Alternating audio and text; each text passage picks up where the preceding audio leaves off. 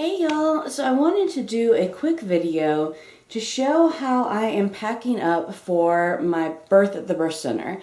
I am 36 weeks as of yesterday, and so I finally spent today getting something thrown together. It was my youngest son's 4th birthday. So I said that once I finished preparing for his party, I'd start preparing for baby. So this was task 1, getting the hospital bag packed. I'm using a Petunia Pickle Bottom Weekender, and this is one of my absolute favorite Petunia Pickle Bottom bags just because it's so versatile. This fabric, this print is, I believe it's called Moonlit Moments. It's an old one. You can see that the straps, they don't have the cording inside, and there's also not the long strap, the messenger strap that comes with the current Weekender bags. But I love the Weekender. I have this one, and I also have one in Alluring Azaleas. And I use them all the time for traveling, not just weekend trips, but week-long trips down to visit the grandparents. I packed this one for my youngest, and then the other one for myself. They're great for going to the pool or the beach, and they're also, I hope, great for going to the birth center or hospital. I am going to be birthing at a birth center again, which means that I do not expect to be gone for very long, which impacts what I pack. And I also have had my last 2 labors were very fast, and last time we live an hour away from the birth center. We left at 3 a.m. and we were home by 3 in the afternoon. So gone for less than 12 hours, including 2 hours of driving. So I don't have a whole lot packed in here. It's more minimalist. In fact, most of what I have packed may not even be relevant to a lot of people, because most people probably will just use the diapers at wherever they birth. But here is a quick shot inside to show. I have a sticky note on top here with all of my last minute stuff. So when I go into labor sometime in the next few weeks, I will make sure that I grab my planner, that also is my wallet, a phone charger, my brush, my glasses in case, my good camera, and mascara. For some reason, that seems like something that I'm going to want to have. I don't do a lot of makeup, but I figure for pictures afterwards, if I have some mascara, I'll be good to go. So I have my sticky note there for last minute reminders. I will start on the camera vein. So assuming that I go into labor sometime after 39 weeks, my mom is going to be coming up so she can be present at the birth center with my 2 older boys. My oldest was present at the birth of his younger brother, and it was a really special time for our family. And so I want to do that again. And one of the best things that I did, having an older sibling there, was give them cameras. Give my oldest a camera. So now I have 2 cameras for both of them.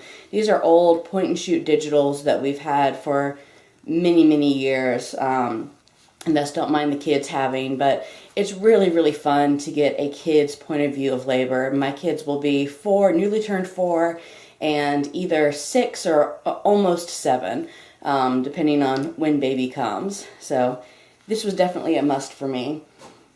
As far as toiletries, I'm just going to go around the pockets here. As far as toiletries, again, rather minimalistic. I have a deodorant towelette because it's easier to pack and I'm not going to be there long. I have a hair tie. I have some travel toothpaste, a new toothbrush. I have some contact solution already in a case. This is just saline, easy plain saline. And then I have some Burt's Bees facial towelettes that I got on clearance at Target. I don't usually use these, but I figure having something like this at the birth center would be good. Oh, and I also, of course, have EOS lip balm. I'll have some in my purse, or if I grab my diaper bag, whatever I end up taking with me to have my wallet and other things. But I wanted to make sure because sometimes your lips get dry and you don't want anything that distracts your focus from labor.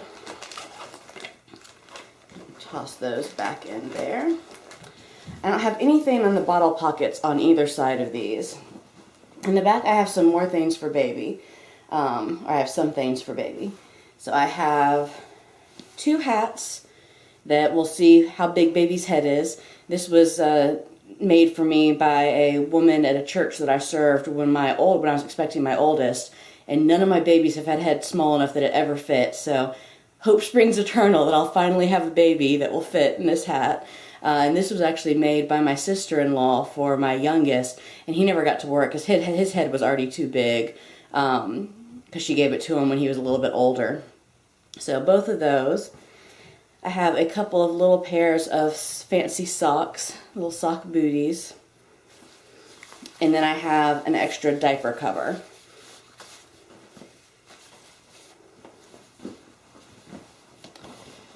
The last thing I have in the pockets here is an Aiden and I Swaddle Blanket.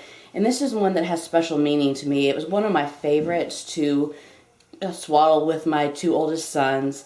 I don't know why. It's not anything fancy. It's just blue and gray stripes. But I loved this with both of my boys.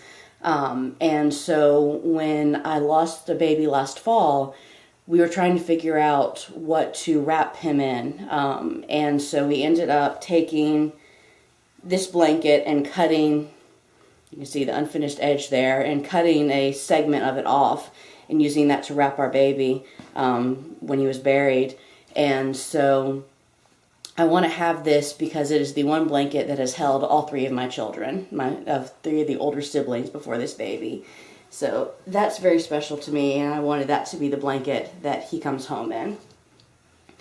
So speaking of coming home, because this is boy number 3, we have not bought basically anything as far as clothes because we just don't need it. But I did buy one newborn outfit.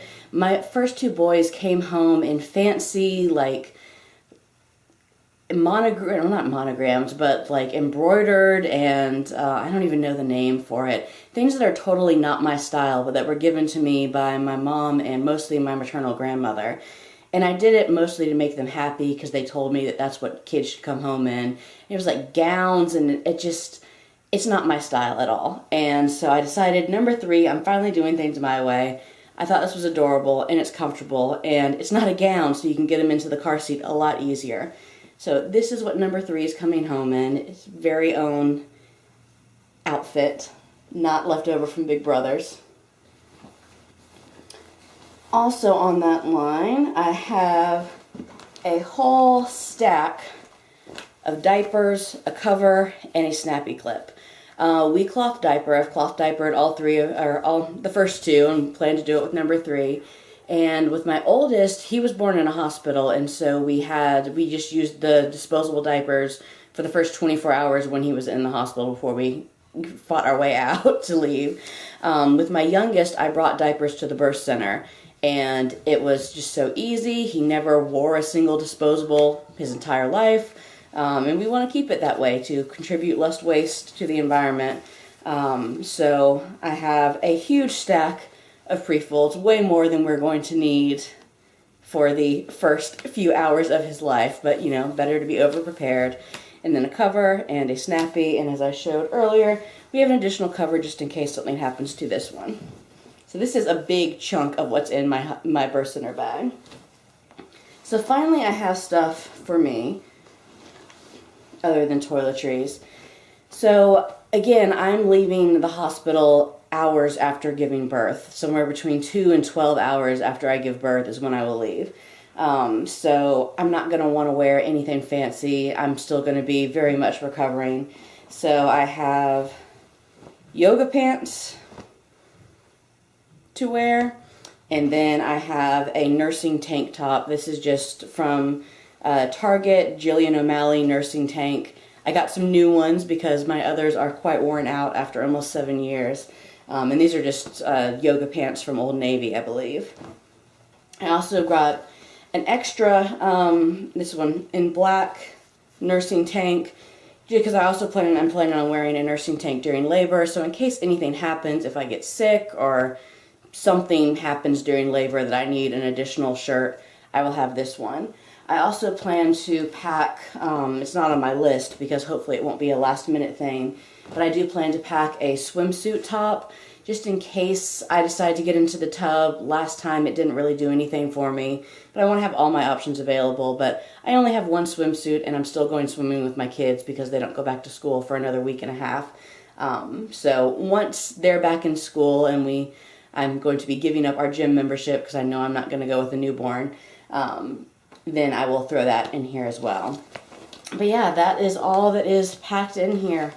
So pretty minimalistic, but again, we're not going to be there for long. And in case of a hospital transfer, if something goes wrong, there's really not anything else that I would really want, even if I'm there for longer. With my first, I think I packed more things just because the list told you to, and I didn't use any of it. And especially as fast as my labors are, I'm not wanting a book or a magazine. I don't want music or anything. I'm there. I get there when I'm already working hard, and baby's born usually within a couple of hours. So if this one stays the same, and even if it doesn't, even if I end up with a 24-hour labor or more, then I'm guessing I'm still not going to want a book or a magazine, because I'm just not, I don't know why they always have those on the list. But I hope that this was a fun look inside. My next video probably will not be until after baby is born, unless something comes up in my planning world that I want to share. But just because my kids are going to be going back to school, I'm focused on finally getting ready for this kid and getting things in order. And I will be back after baby is born to show off how I'm packing my new diaper bag, show what's going on with planning after baby, and who knows what else. So thank you so much for watching. I will see you next time, and have a great day. Bye.